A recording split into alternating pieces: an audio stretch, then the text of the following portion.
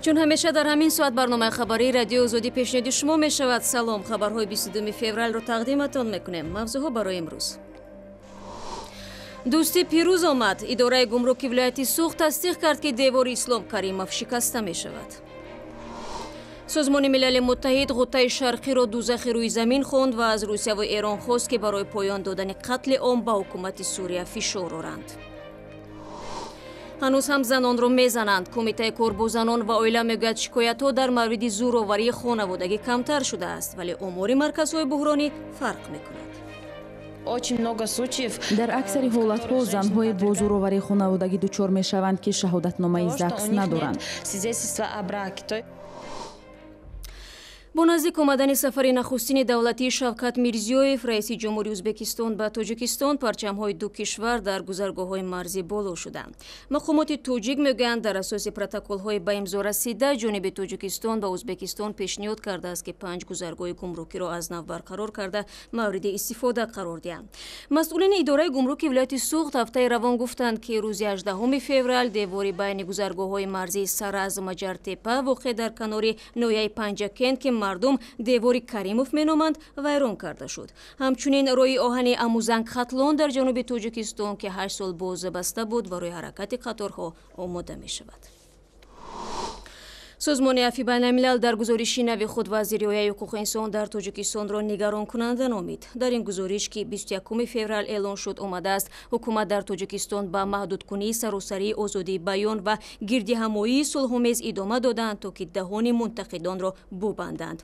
پایان اقتباس.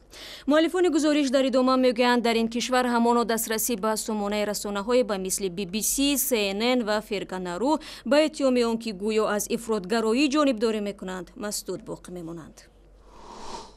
رو می‌آوریم به موضوعهای دیگر. روز 21 فوریه آنتونیو گوترش دبیر کل سازمان ملل وضع در غوطه شرقیرو دوزخ روی زمین خواند و از روسیه و ایران خواست که به حکومت سوریه برای پایان دادن به قتل عام فشار آورند. طبق گزارش در چند روزی بمباران نیروهای دولتی سوریه در منطقه غوطه شرقی حداقل 250 نفر کشته شدند. در پس منظر این حمله ها من از همکارم سرگئی دانیلچکین که شورای مسائل خاورمیانه است پرسیدم چرا سازمان ملل متحد و کشورهای غربی برای مداخله از روسیه کمک خواستند.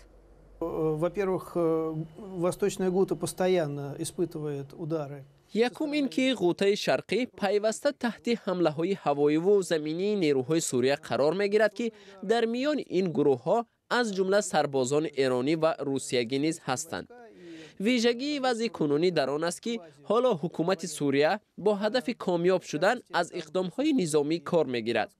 نه تنها در غوطه شرقی بلکه در منطقه های دیگر سوریه نیز عملیات‌های نظامی شدت گرفته‌اند. نیروهای سوریه همراه با متفقانش کوشش دارند حضور خود را در منطقه های تحت نظارتشان مستحکم کنند. بیچون و چرا فاجعه مربوط به بمباران دست جمعی در چند روز اخیر از اصول نوی پیش گرفته شهادت می‌دهد. به نظر من این بیانگر آن است که حکومت می‌خواهد تشبث را به دست خود بگیرد و حلقه محاصره را رخنه نماید، طوری که از این پیشتر در الپو بود.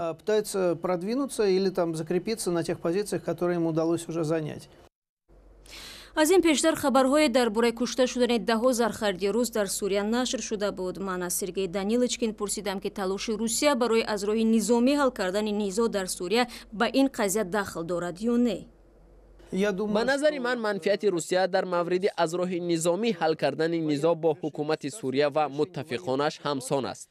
یعنی هرچه زودتر انجام دادن مرحله جنگی در این نیزا.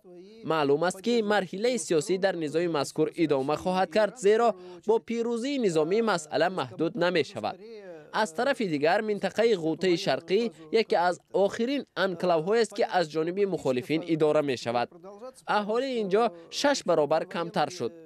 قبلا نزدیک 2 میلیون نفر بود، حالا حدود 400,000 نفر. قلمرو این منطقه کلان و برابر مساحت دمشق است. وضع مردم در آنجا تا به حد بد است که برای مثال نرخ نان 15 برابر قیمتتر از منطقه هایی است که تحت نظارت نیروهای سوریه قرار دارند.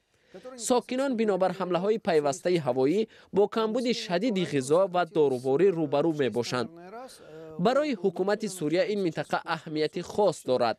حکومت کوشش دارد مقاومت را در نسبت خود از بین ببرد. زمان غوطه شرقی از طرف ائتلاف منطقه امن اعلان شده بود. از این خاطر صدا دادن نظرها درباره آن که باید تا به لحظه پیروزی در این منطقه مبارزه را ادامه داد غیر منطقی است. در رابطه با احتمالیت قصاصگیری روسیه برای تلفات سربازانش در سوریه که این را روسیه اعتراف نمی کند و میگوید که این تلفات کشورهای سوم است بی اساس می باشد، زیرا غوطه شرقی که در آنجا اکثرا اهالی آسایشته زندگی می کنند هیچ عمومیت با مشکلات سربازان روسیه که در دیگر منطقه ها اتفاق افتاد ندارد. شکل کامل این صحبت و خبرهای آخرین در رابطه با تنش‌ها در غوطه شرقی رو میتوانید در سامانه ما www.azodi.org و آزادی ویدیو یوتیوب پیدا کنید. در شهر کӯлоб تحقیق حادثه خودکشی سردار اداره و ستاد فوق‌العاده این منطقه ادامه دارد. جسد عزیزمد یوسوفی 35 ساله را 19 فوریه از بند دار در تهخانه منزل اجاره‌اش پیدا کردند. ولی پیوندان یوسوف به خودکشی نمودن او باور ندارند. جزئیات بیشتر در گزارش تاجیری سفر. همین بچه را همینجا دیدیم در همین سیم اما خیلی نمولاقتی نه اما خیلی کشور این هم خیلی سوداگیه این هم خیلی نگاش در زمین پشت چی نگاش خیلی اینجاش جزیر بود یکم اونجا خیلی جان وقتی جان بودی یکم خیلی خیلی خروشدگی نه یکم پایین هم خیلی واردگی هم خیلی بوند هم خطق هم خیلی بستگی در همین سیم در پتالوگ نیست در همین سیم هم خیلی بوندگی بود نگاش این هم تا دستاش هم خیلی بوندگی هم خیلی معامل ادامه دیدیم اونجا. جسد عزیزمد یوسوپوف سردار ستاد حالتهای فوق‌العاده کӯлоб را روز 19 فوریه در این تهخانه یافتند. به خانواده ماتم زده افسری 35 ساله گفتند که خودکشی کرده است، اما کسی باور ندارد. ما گفتم از پروکرور ما باور نمیکنم. چخیر ما همین پروا نمی خبر بخشنده پروا نمی قای. پس هر میزنه سیمی خیلی اسمی شاشه. همین ما دوباره کاشو روز میست کوی خیلی میگه پوش کاشو و خیلی خیلی است. قضا ما می باشه ما کافو زادوشی کردگی بعد اومده گیرم. قضا ما نمیاد. چیکارش کردگی نمیخواد کردگی. همسرش نیز به فرضیه خودکشی باور ندارد، هرچند میگوید رفتار شوهرش اون روز معمولی نبود. همین درآمد خونه و دختر چند کاره بود همین که کاش سرش کرد. دختر ما مچک بچه ما مچک کرد. وقتی همین خونه دامد همین لواش دنداناش قطعی همین یک چی کرده لردنش بیزومی تگی کرد. گفت که چقدر من تست دۆزах خوش بعد خیر رفت دیگه تو سریع نیام. کاپیتان سابقه‌دار کمیته حالت‌های فوق‌العاده که سپاسنامه‌های زیادی دارد به قول پدرش به کارش صادق بود و شکایت هم نداشت. پدر ما بچه ما فرزند حکومتم مرا ایران نمیتونه گردوندن. مقامات انتظامی کӯлоб که مرگ عزیزمد یوسوپوف را تحقیق میکنند میگویند او بعد جنجال با خویشاوندان همسرش خود را کشته است. طبیبان میگویند تشخیص جسد هم وجود مشروبات در ترکیب خونی او را نشان داد. برای همین تمرکز مقامات سر فرضیه خودکشی است، اما خویشاوندان به فرضیه خود پافشاری دارند. من امروز بچه من مرده. امروز بچه من دیگه نمیگردن نمیوه. نگی کسی کرده در چارچوبه خانون آدم بیوه ببینم. بعد میگم دیگه دوا نمیکنم. اول ببینمش. بعد من به یکم به خدای طلا میسپارمش. دویم به همین ارگان میسپارمش که بچه دولت بود. جزاش دولت بود.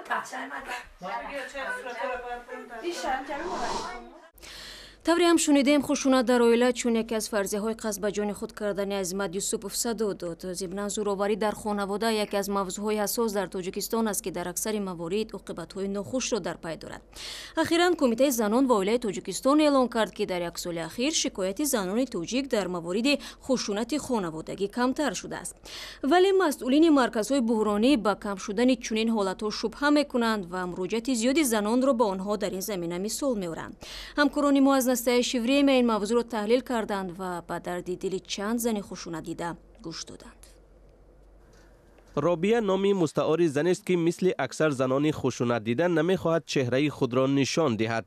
به گفته او شوهر سابقش هنگام زندگی مشترک با هر بهانه او را لط و کوب میکرد. آنها کیها باز از هم جدا هستند، اما تا هنوز شوهر سابقش به سوی او مشت میکشد. وی برای کمک به مرکز بحرانی زنان قربانی خشونت مراجعت کرد.